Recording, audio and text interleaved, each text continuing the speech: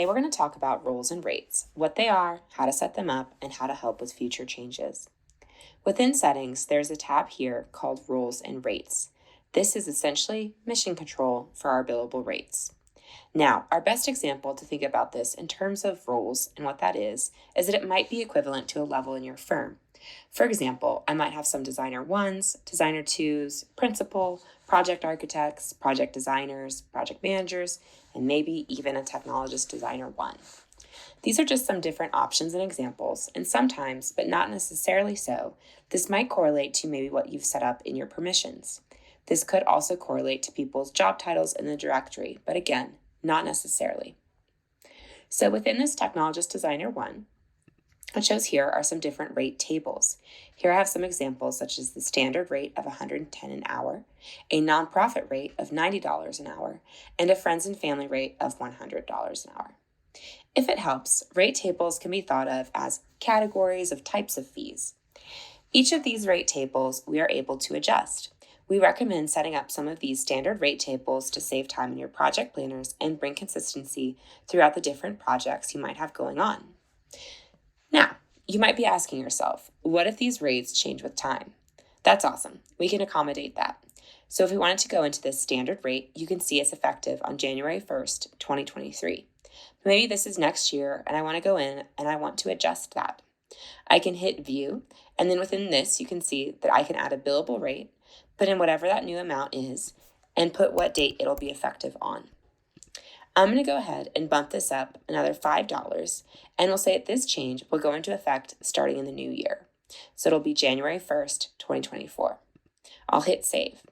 Now I can see that that's scheduled. I have my current rate of $110, and I also have my rate of before January 1st, 2023. Moving down here, if we have any users assigned, we'll be able to see who those folks are as well. We're at 105, so we're basically increasing this billable rate by $5 every year. This will help with your reporting accuracy moving forward, so if you have any long-term projects that are going through 2024, you'll be able to have this rate kick in your reporting. We encourage you to hover on these tooltips because this will give you some interesting information as you go through and set up your roles and rates. I'm going to go ahead and go back to roles and rates, and I'm just going to hit new role as an example. So this could be a spot that I might come in and say, instead of Technologist Designer 1, we're introducing Technologist Designer 2. Here I'd put in my standard rate. You could also use the word default. This could be your friends and family rate, whatever that might be. And here I'm going to go ahead and say $95. That's the current billable rate for this role. I'll go ahead and click Save. Now here I can see Technologist Designer 2, and if I show this rate table, I can see I have just the standard amount for that individual. And if I want to add a nonprofit rate, or friends and family rate, something like that, I would do that here. And then for that, we'll do $80, go ahead and click Save.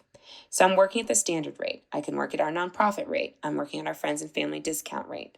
All of those can be selected in your project planners.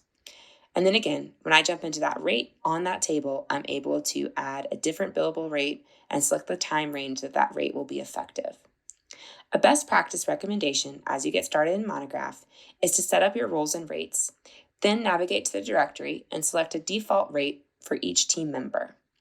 Once roles and rates have been completed, we then recommend you begin building out your project planners to help you get going. We hope this has been a helpful video.